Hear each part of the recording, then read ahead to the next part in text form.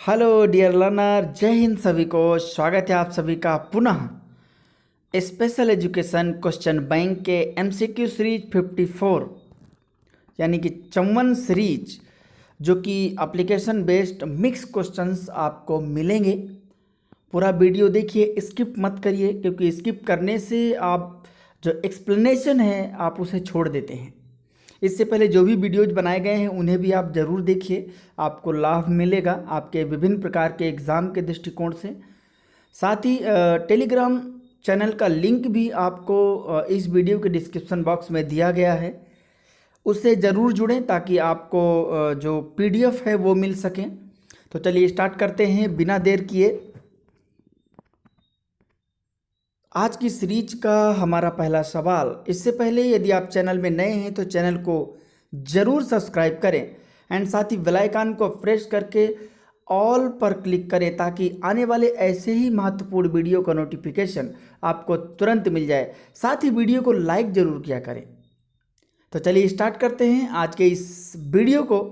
सबसे पहला क्वेश्चन से कि निम्नलिखित में कौन सी बहुविकलांगता है, या निम्नलिखित में से कौन सी बहुविकलांगता है जो मल्टीपल डिसेबिलिटी होती है। चलिए देखते हैं, हमारे पास चार ऑप्शंस हैं। ऑप्शन ए ऑटिज्म स्पेक्ट्रम डिसऑर्डर, यानी कि जिसे हम स्वलीनता कहते हैं। ऑप्शन बी अधिगम अक्षमता, जिसे हम लर्निंग डिसेबिलिटी इंग्लिश में कहते हैं। ऑप्शन सी बधिरांधता, जिसे हम डेफ ब्लाइंडनेस कहते हैं। या फिर ऑप्शन डी शारीरिक विकलांगता, जिसे हम फिजिकल डिसेबिलिटी कहते हैं। तो हमारा सही जवाब क्या होगा? Option C is the correct answer, बधिरांधता। देखिए, बहुविकलांगता का अर्थ होता है जब दो या दो से अधिक हों, या तो दो विकलांगताएं, दो समस्याएं एक साथ हों, या फिर दो से अधिक हों, उसे हम बहुविकलांगता की श्रेणी में रखते हैं। तो अगर हमारा सी देखें तो इसमें डेफ भी है और ब्लाइंडनेस भी है, यानी कि सुनने की क्षमता भी, सुनने में भी प्रॉब्लम है, सुनने की अक्षमता भी है, और साथ ही देखने की अक्षमता भी है, यानी कि देखने में भी समस्या है। तो दो प्रकार की समस्याएं हैं, इसलिए बहुविकलांगता की श्रेणी में आता है। और इसे हम सेंसरी इम्पेयरमेंट के नाम से भी जानते हैं, क्योंकि हमारी 5 सेंसेस में से 2 सेंसेस में प्रॉब्लम है। तो इसलिए हमारा option C is the correct answer. अब देखिए क्वेश्चन नंबर 2 क्या कहता है। क्वेश्चन नंबर 2 कहता है कि जब बच्चा श्रवण परीक्षण करते समय रिस्पॉन्स देता है तब वह कौन सा परीक्षण कहलाता है।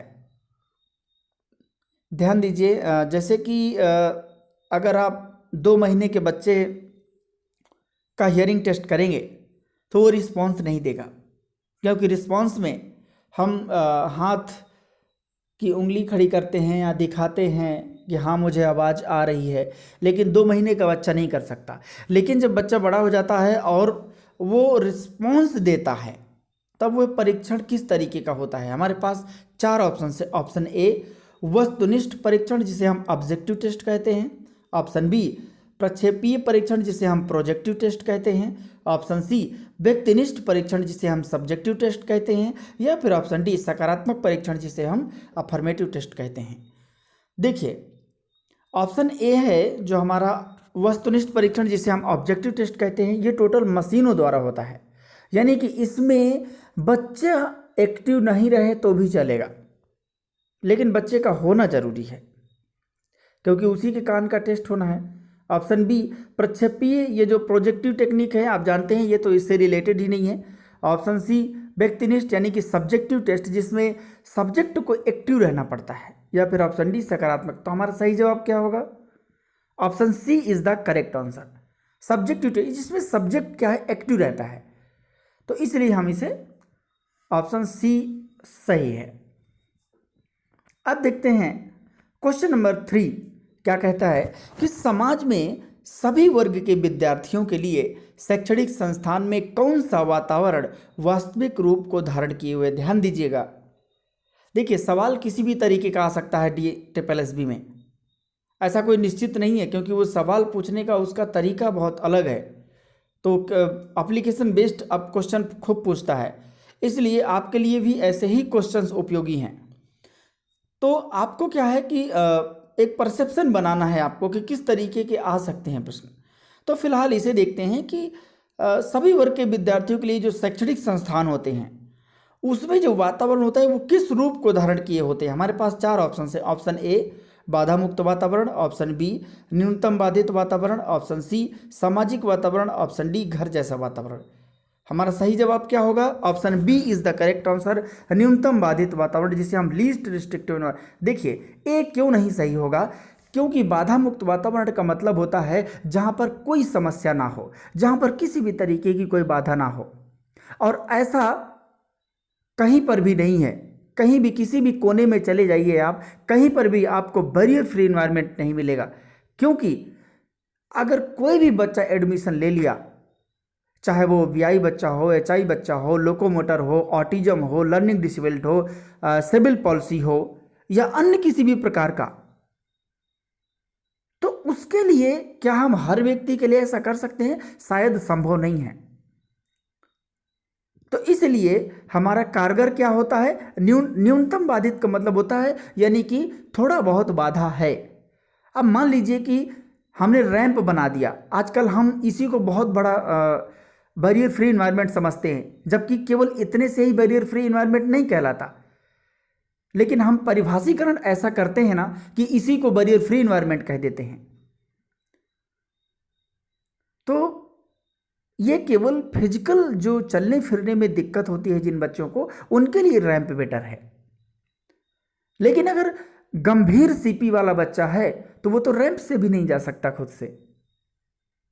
तो मतलब पूर्णतया संभव नहीं है बना देना। इसीलिए लीस्ट रिस्ट्रिक्टिव एनवायरनमेंट वास्तविक स्वरूप को धारण किए हुए कहीं भी आप जाइए, बाधा मुक्त वातावरण आपको कहीं भी नहीं मिल सकता। क्योंकि इसके लिए अगर एक भी बाधा आ गई तो उसको हम बाधा मुक्त नहीं कह सकते, उसको हम न्यूनतम बाधित वातावरण कहते हैं। इसलिए option B is the correct answer. तो बाधा बैरियर फ्री एनवायरनमेंट और लीस्ट रिस्ट्रिक्टिव एनवायरनमेंट से रिलेटेड एक वीडियो बनाया जा चुका है, जो प्लेलिस्ट के कंसेप्चुअल वीडियो में आपको फेस वीडियो मिलेगा, जिसमें मैं दिख भी रहा हूँ, आपको पूरी तरीके से समझ में आएगा। आप एक बार उसे जरूर देखिए।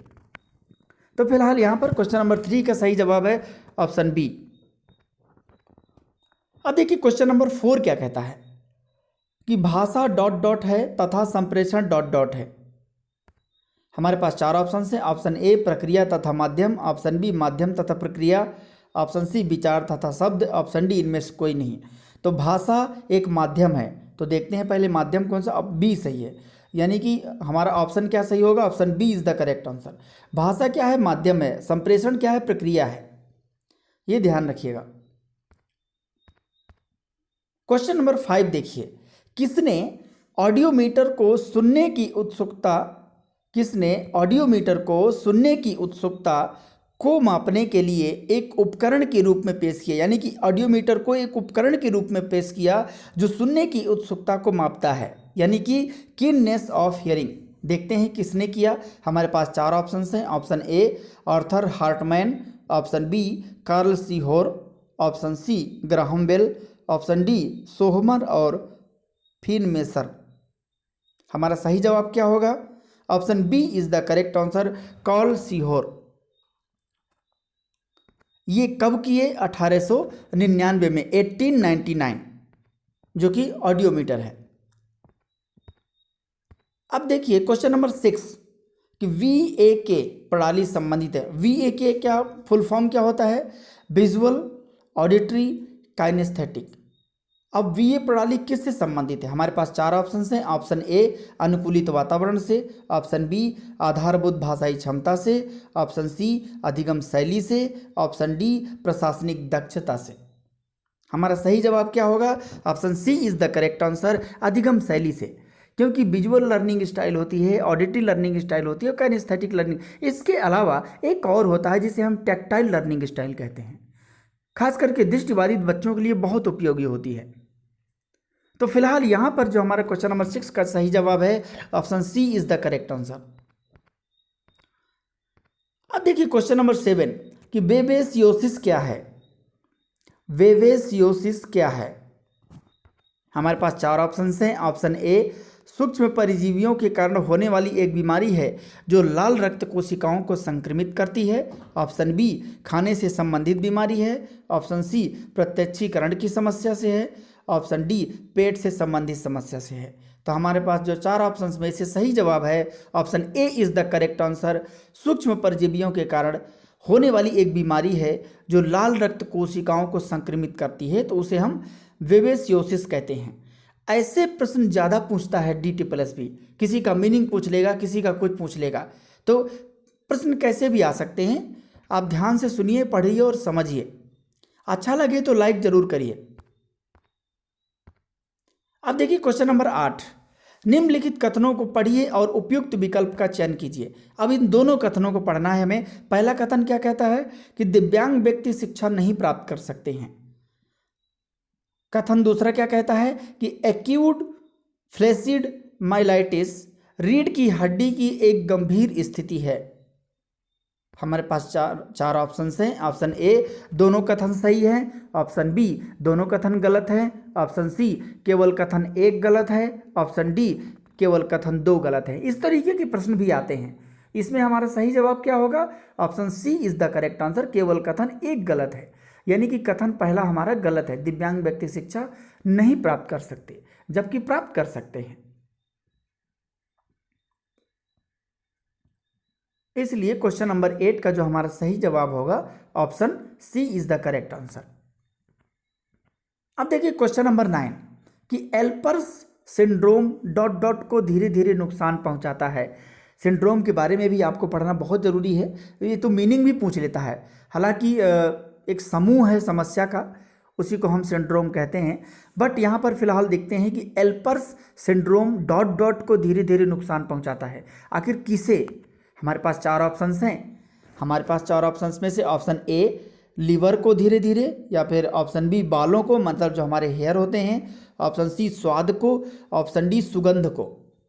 हमारे पास 4 ऑप्शंस में से जो सही जवाब है option A is the correct answer, liver को।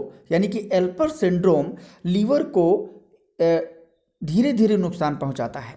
इसलिए ऑप्शन क्वेश्चन नंबर 9 का सही जवाब ऑप्शन ए।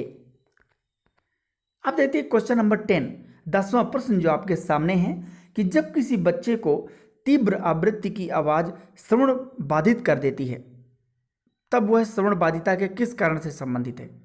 ध्यान रखिएगा कि अगर कोई बच्चा है और बहुत तेज आवाज़ आ गई जो कि उससे सुनने से अधिक हो गई, मतलब जितनी उसके पास क्षमता है उससे ज़्यादा अधिक हो गई, और वो सुनने की क्षमता खो देता है और वो श्रवण बाधित हो जाता है, तो ये किस कारण से संबंधित है? हमारे पास 4 ऑप्शन है। ऑप्शन ए माता पिता के ना सुन पाने के कारण से, ऑप्शन बी जन्म के पहले के कारण से, ऑप्शन सी जन्म के बाद के कारण से, ऑप्शन डी माँ द्वारा अल्कोहल लेने के कारण से।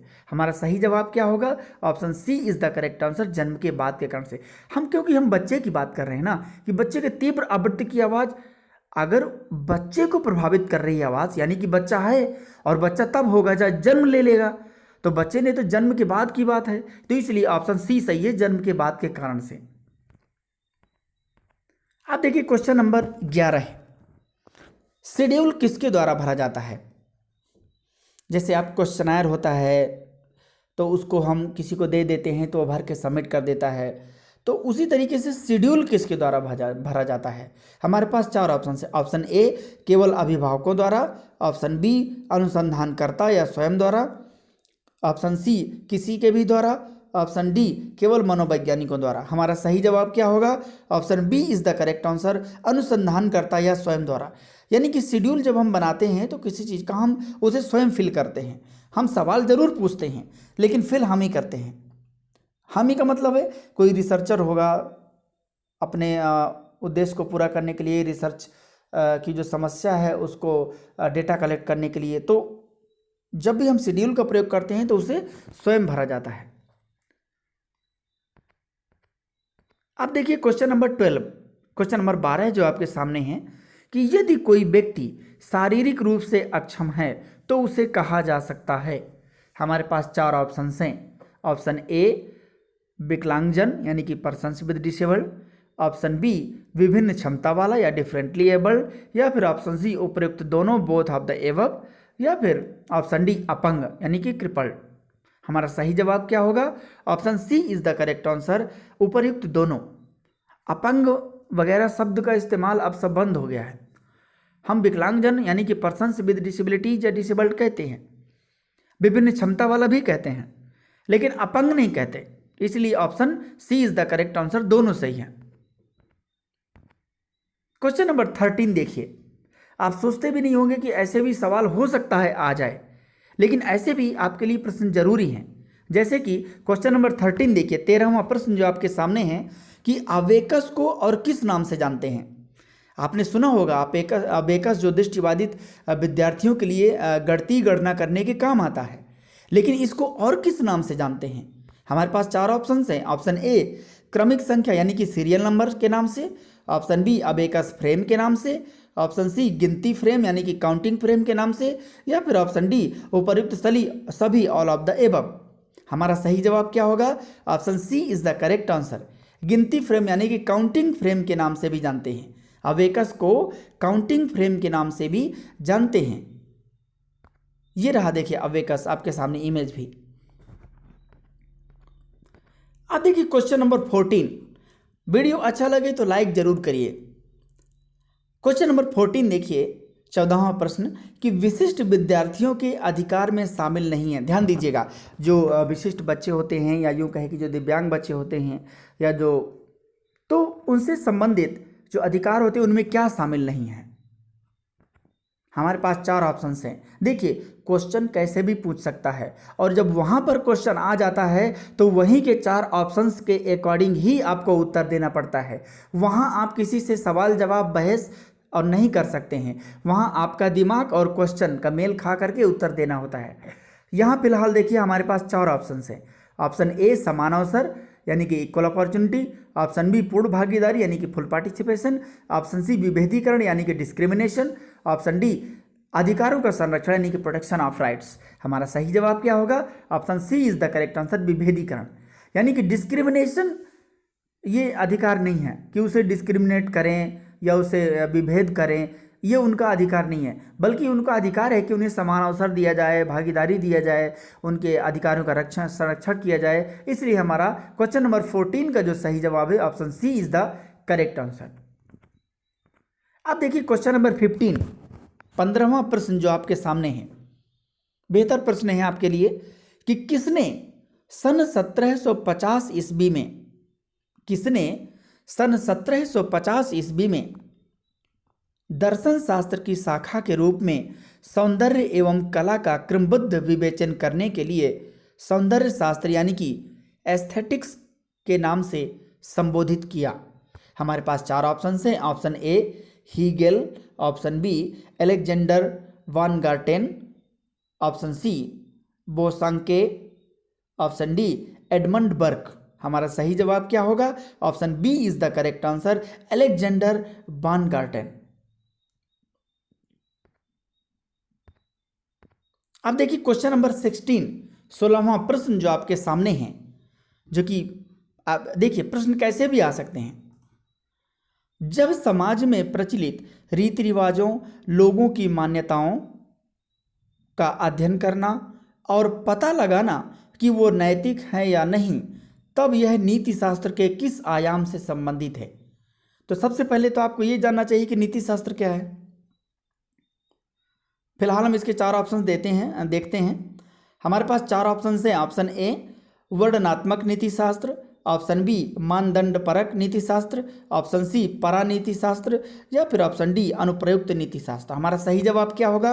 Option A is the correct answer, वर्णनात्मक नीति शास्त्र। ये चारों आयाम हैं, लेकिन जो हमारा क्वेश्चन में कहा गया है वो ऑप्शन ए के अंतर्गत आता है। देखिए नीति शास्त्र का क्या मतलब होता है? नीति शास्त्र है यानी कि जो मानव समाज के जो लोक व्यवहार और रीति रिवाज का अध्ययन करना जो समाज में होता है उसी को हम नीति शास्त्र कहते हैं। यानी कि जो मानव व्यवहार करता है उसका हम अध्ययन करते हैं, सीधा सा मतलब है। लेकिन इसके आयाम हैं और ये चारों आयाम हैं जो आपके सामने मैंने बताया। तो ये वर्णनात्मक नीति शास्त्र के अंतर्गत आता है।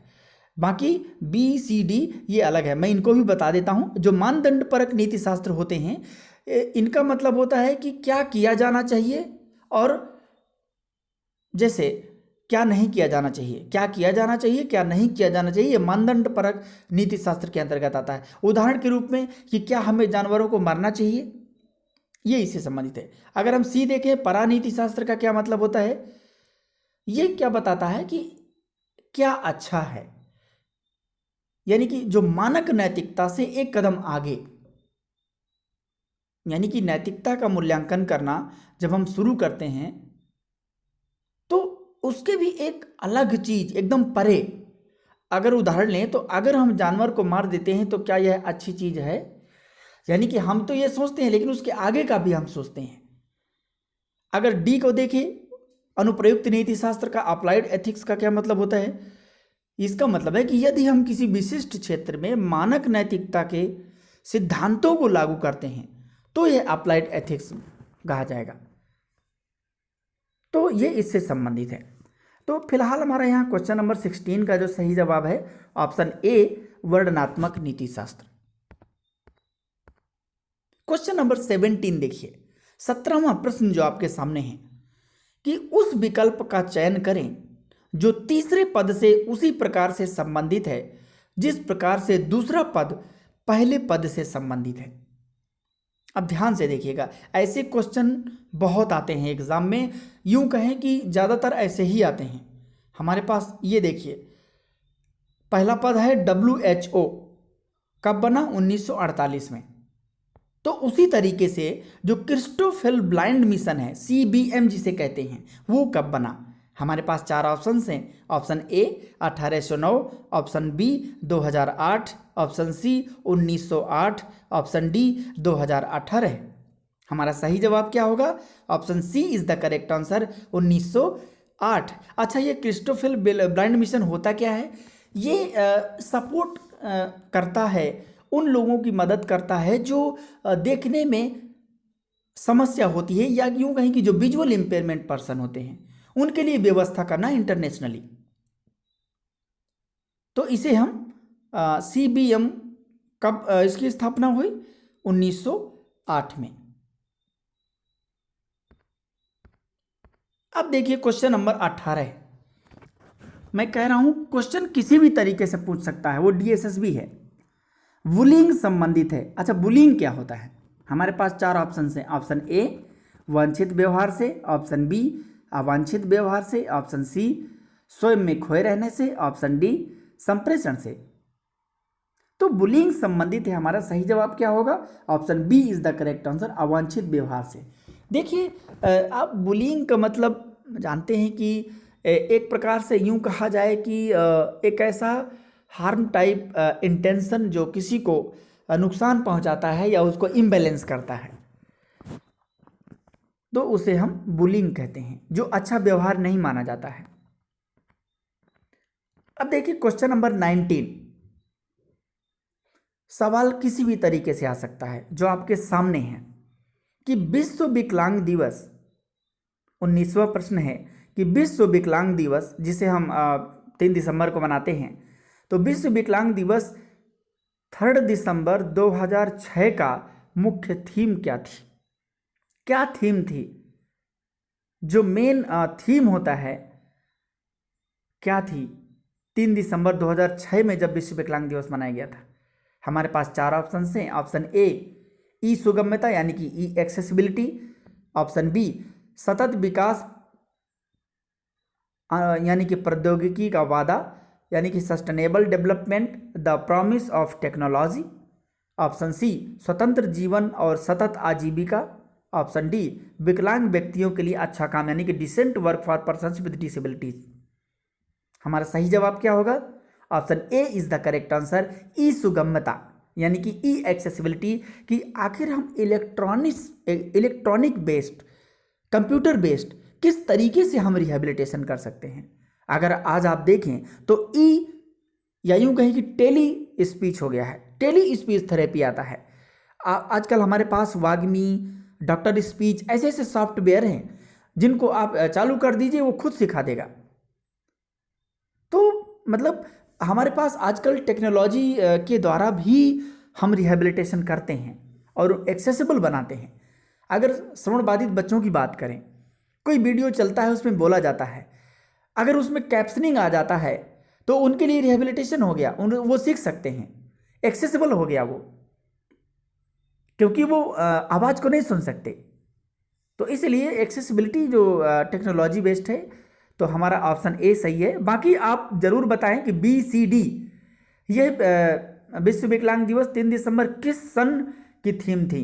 बी को, सी को, डी को, तीनों को बताइए, जरूर सर्च करें और बताएं, और हो सके तो टोटल पढ़ लें, क्योंकि सवाल किसी भी तरीके का आ सकता है। अब देखते हैं क्वेश्चन नंबर 20, 20वां प्रश्न जो आपके सामने है कि निम्नलिखित कथनों को पढ़िए और उपयुक्त विकल्प का चयन कीजिए। ये देखिए, 2 कथन है हमारे पास। पहला कथन क्या है कि एनसीईआरटी का संस्थापक भारत सरकार है। बिल्कुल, इसमें कोई संदेह नहीं है कि जो गवर्नमेंट ऑफ इंडिया है एनसीईआरटी की स्थापना की। कथन दूसरा क्या है कि आइडिया एक्ट, आइडिया सिम नहीं है, आइडिया एक्ट है, इसका संस्थापक कौन है? संयुक्त राज्य अमेरिका।